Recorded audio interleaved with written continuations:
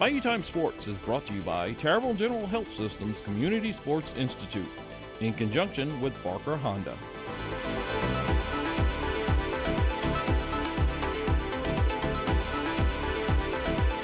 Yeah, I don't know where to start, so I'll do the best I can with this. National championship team, I think the most gratifying part of it is they were national championship people every single day of this thing. And, kind of feels like a two-year win, if that makes sense. I think about, meeting with Cade right when I got the job and said, hey, we're gonna go to work and change a lot of things, and just his coachability, amazing. Dylan is the best player in college baseball history, in my opinion, and just so thankful. And frankly, it was a big reason that I accepted the job. I probably would have looked at LSU anyways, but knowing that I was going to have a once-in-a-lifetime player on my team for 2 years was a big deal to do that. And I think about Thatcher. I told him, when he said yes, that he was going to come to LSU. I said, hey, big guy, you might be the most important recruit of my entire career, because I knew what the other three on the stage were going to do. But to win a national championship and get through the NCAA tournament, we needed real aces, and that's an ace right there, and one of the best pitchers in the country. And so it's kind of cool to feel that full circle. And, I don't know that I'll ever have children. Like, Jordan is close to what I would consider like a son as anybody, and I'm so proud of him. I think Dylan and Jordan are the only two players that have started every single game for the last 2 years. And what a championship performance, heartbeat of our team. And I'm so proud of them. But that kind of gives you some insight, into it. Some other thoughts. I really believe this will go down as one of the best teams in college baseball history. So consistent in the regular season. I think the SEC tournament is the only week of the year we had a losing record. If you think about that. Not one losing week for an entire regular season, 11 wins in the postseason, 6 of them against SEC teams. And I really believe we played and beat every team, the best team that we could have played along the way throughout the entire tournament at that spot. So I love these guys. I'm so proud of them. And they are a worthy champion if there ever was a worthy champion. Okay, let's open it up for questions for the student athletes, and we'll start with Leah. Leah Van, Baton Rouge Advocate. Dylan, you told me at the beginning of the season that you wanted to leave LSU a legend, bring home a national championship, win the Golden Spikes Award. You just did all of those things. So what does it feel like to accomplish the things you set out to do? Yeah, man, it's such a great feeling. I felt like almost every box was checked off except that national championship box. And we all knew this was going to be our last game here. And to finally say that I'm a national champion, it's the greatest feeling in the world. And, I feel like all the boxes are checked off now, so it's good. Okay. Back here with Michael.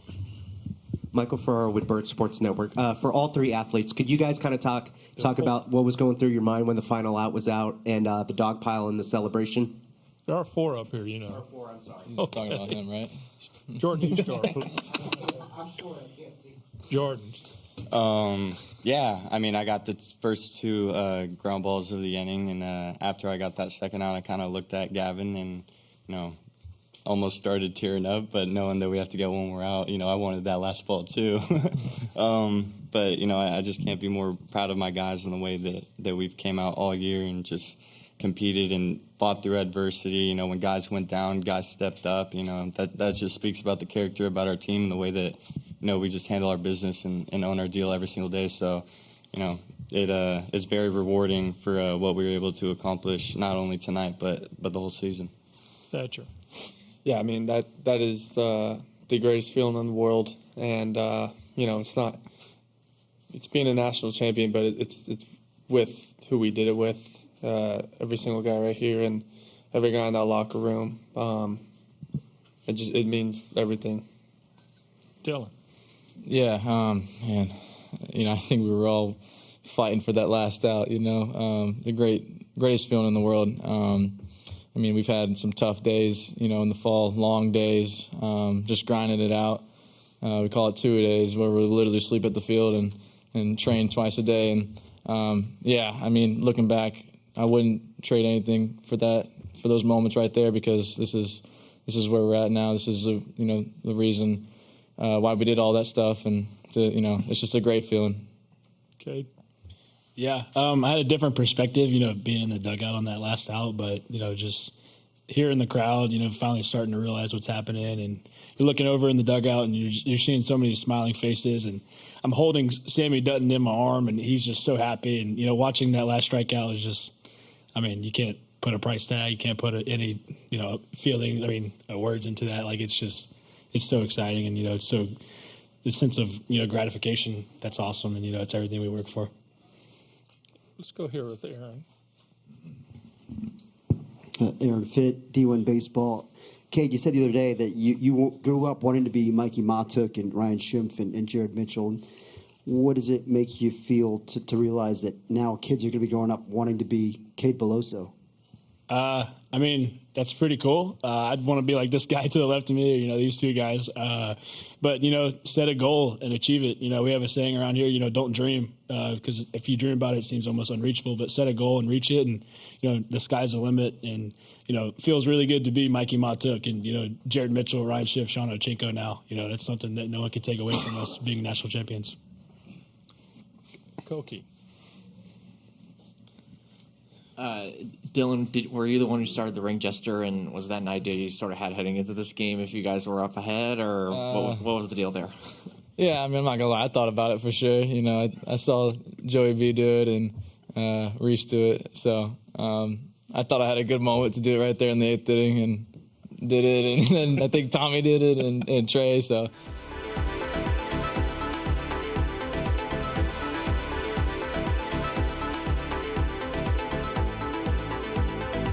Today's social media segment is brought to you by South Louisiana Bank. It's better when we bank together.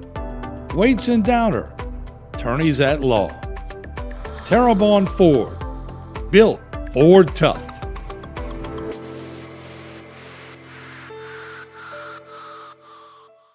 Bayou Time Sports is brought to you by Terrebonne General Health Systems Community Sports Institute in conjunction with Barker Honda.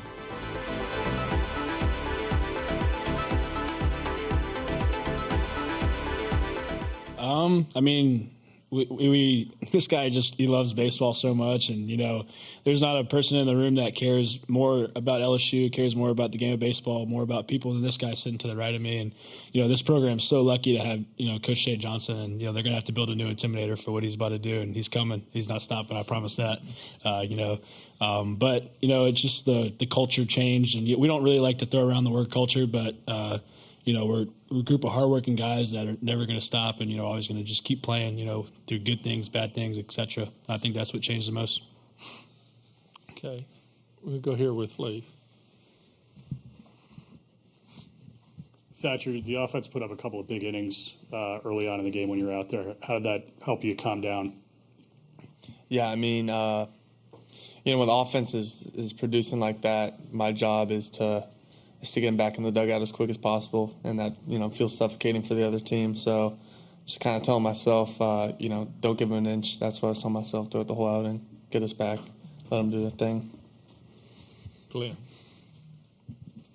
This can be for all four players. Just when you guys are looking at this thing 20 years from now, I know you might not be able to put it into full perspective, but just what do you think this 2023 team is going to mean to you guys? Okay, you start.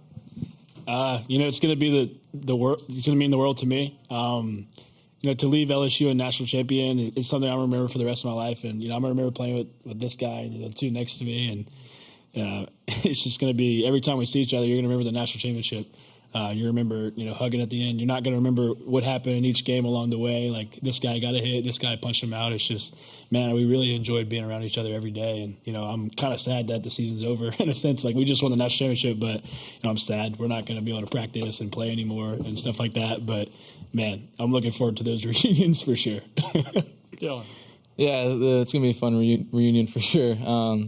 It was a struggle of mine, as a young kid to kind of be where my feet are. I was always looking ahead, into the future. But when I stepped in the locker room this year and saw all the talent and all the group of guys that we had, I thought it was, my last year, it's so important for me to be where my feet are, enjoy these moments, and to go out on top, a national champion, and to cap off my career, and it's just it's an unbelievable feeling.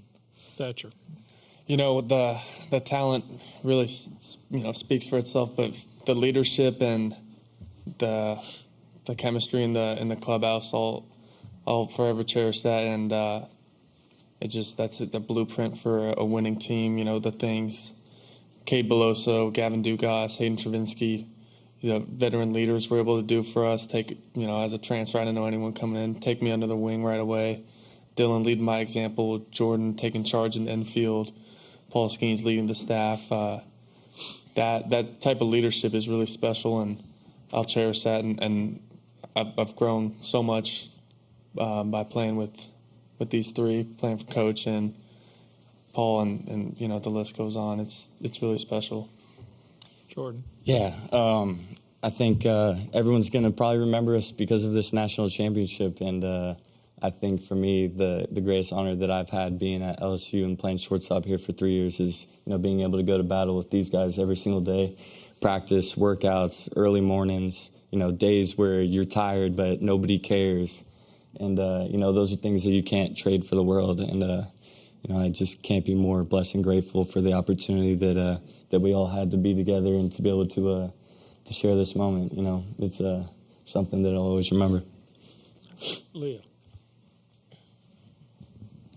Jordan, you had kind of struggled a little bit in this tournament, and then you had a big day at the plate today. Coach was saying how you were going to be a great story. So what was kind of your mindset going into today, and did you kind of feel the crowd rooting for you? Yeah, I did hear them. I thought that was pretty cool.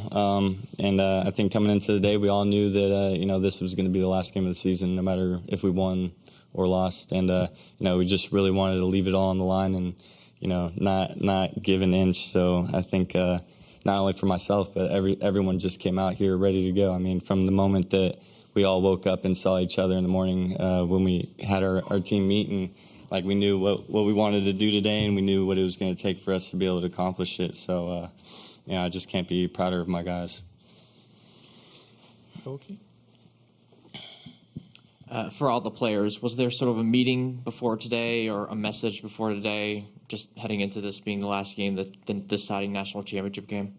Jordan, you start. Yeah, I mean, kind of just what I said. I mean, we all knew that this was going to be the last game of the season. We just wanted to leave it all on the line. I mean, Thatcher going out there and being able to give us everything that he had for 6 or 7 innings, whatever it was. I mean, that was freaking huge. Cade and Dylan being able to do what they do not only today but all year. I mean, those are things that I'm going to remember. But I don't even know what else to say, man. It's just an unexplainable feeling, and I wouldn't want to do it with a different group of guys. I mean, these guys are my brothers, and I love every single one of them. Thatcher. I mean, can't say much better than that.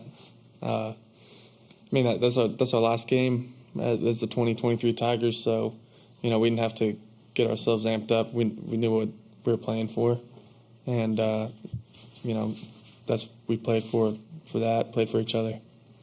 Dylan? We didn't really have a meeting. I think we all just knew, really. We got punched in the mouth yesterday, but that's the beauty of baseball. You get to wake up in the morning and do it all over again. So as soon as the game was over, everybody already forgot about it, and we woke up today and you could just see on everybody's faces they were ready to go, and there was nobody in the country, in the world that was going to beat us today. Cade? Yeah, exactly what Dylan said. I don't even think we had a team meeting last night, which is super rare for us. It was just like, hey, let's go get some sleep, forget about this one as quick as possible. And, the message in today's meeting before the game was, one game, game 71 for the national championship. Today's social media segment is brought to you by Alford and Associates for all of your insurance needs.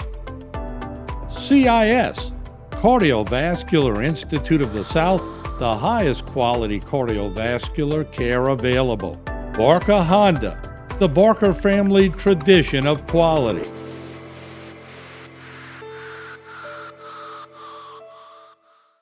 Bayou Time Sports is brought to you by Terrible General Health Systems Community Sports Institute in conjunction with Barker Honda.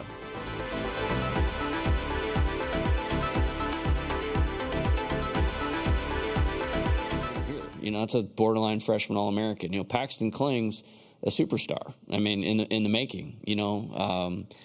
Thatcher Hurd. I mean, every guy that pitched tonight might be back next year. The weight game.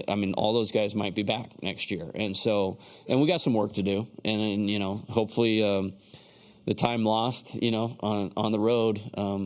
That's about as good as endorsement as you can come up with of what took place over here the last 2 weeks. Okay, Jock. Coach, I had a chance to visit with your dad on the field a while ago. He was great. Said that you told him when you were 5 that you were going to be a baseball coach. What's it like to share this experience with him here? And then he brought up the kind of 7-year journey from you making it to the championship at Arizona to today, and how difficult that was the first time. Yeah, wow. Might see me crack here.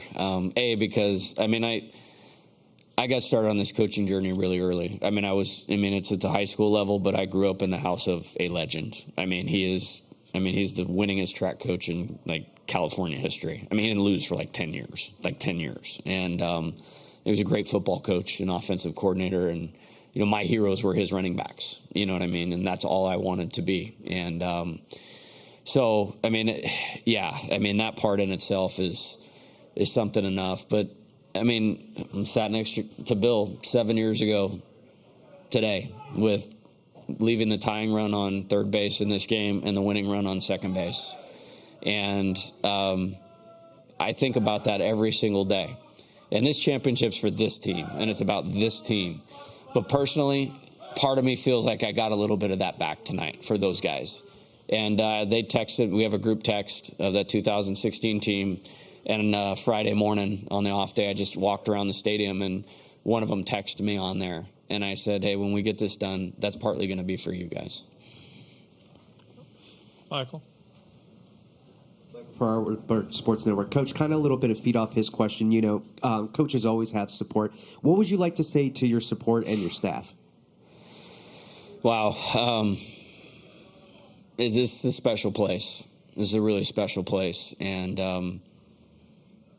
Scott's there in the back. I think he's the best athletic director in the country.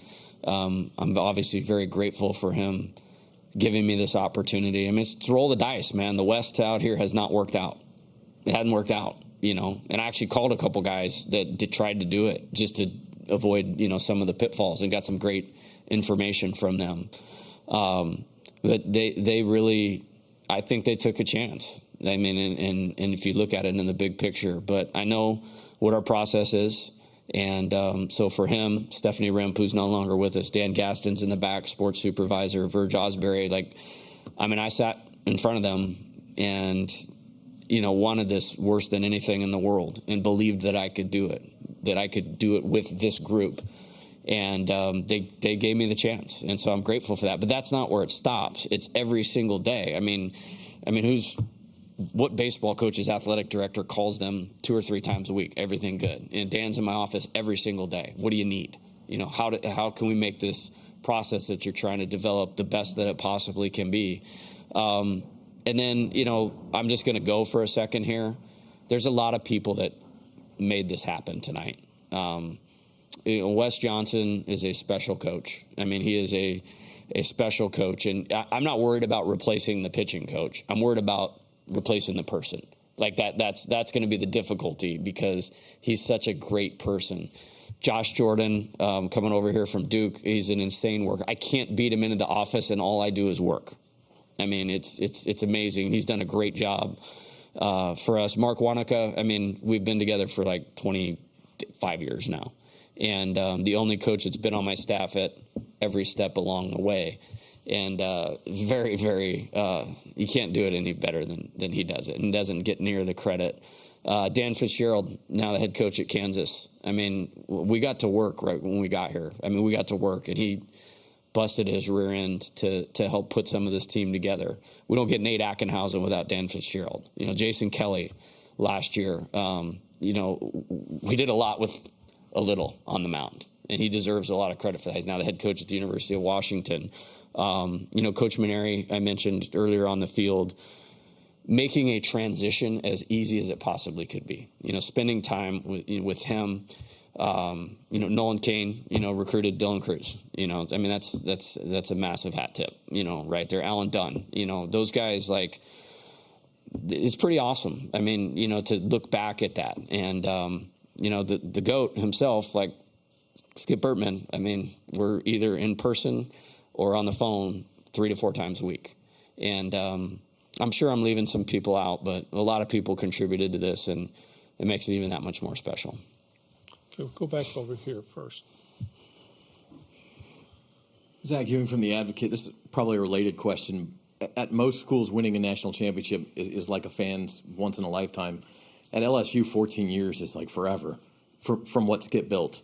Did you feel that pressure when you walk in, and maybe it's why you took the job? Did you embrace seeing those 6 national titles and wanting to add one? I don't ever really think about it, because that would distract me from doing what it takes to accomplish it. And I know that sounds super weird, but I'm not a normal dude in that regard.